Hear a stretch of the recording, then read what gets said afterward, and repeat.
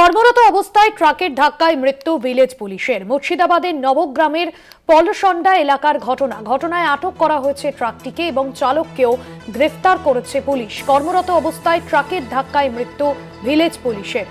কল্যাণ চন্দ্র আমাদের প্রতিনিধি রয়েছেন আমাদের সঙ্গে। কল্যাণ, পুলিশের মৃত্যু এবং ডিউটিরত অবস্থাতেই তার মৃত্যু হয়েছে। স্থানীয় মানুষজন কি জানাচ্ছেন, কিভাবে এই দুর্ঘটনা ঘটলো?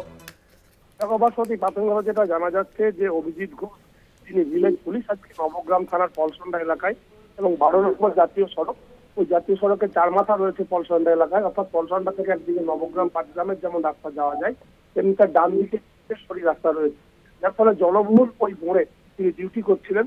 সেই সময় একটি 12 চাকার গাড়ি এসে ধাক্কা মারে অভিজিৎ ঘোষকে এবং ঘটনাস্থলে তিনি গুরুতর জখম হন। তার মাথার উপর দিয়ে চাকা চলে যায়। তাকে দ্রুত মুর্শিদাবাদ মেডিকেল কলেজ হাসপাতালে নিয়ে আসা হলে চিকিৎসকরা মৃত বলে ঘোষণা করেন। তবে যেটা অভিযোগ পাওয়া যাচ্ছে, ওই ট্রাকটি নাকি চালাচ্ছিল খালাসি, যার ফলে চালক পাশে ছিল, খালাসি চালাচ্ছিল, এরকমটাই পুলিশের দাবি। এবং ট্রাক চালক এবং খালাসি দুজনকে গ্রেপ্তার করা হয়েছে, ট্রাকটিকে আটক করা হয়েছে।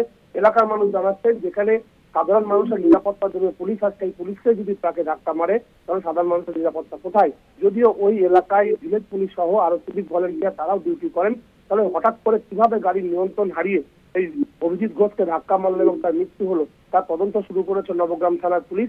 এলাকায় কিছুক্ষণ রাস্তা অবরুদ্ধ হয়ে পড়ে, যদিও সঙ্গে সঙ্গে নবগ্রাম থানার পুলিশ এবং স্থানীয় যারা মানুষজন ছিলেন এবং পুলিশ ছিল তারা ট্রাফিক নিয়ন্ত্রণে আনেন, অর্থাৎ গাড়ি চলাচল স্বাভাবিক হয়। তবে ঘটনা এলাকায় শোকের ছায়া নেমে এসেছে।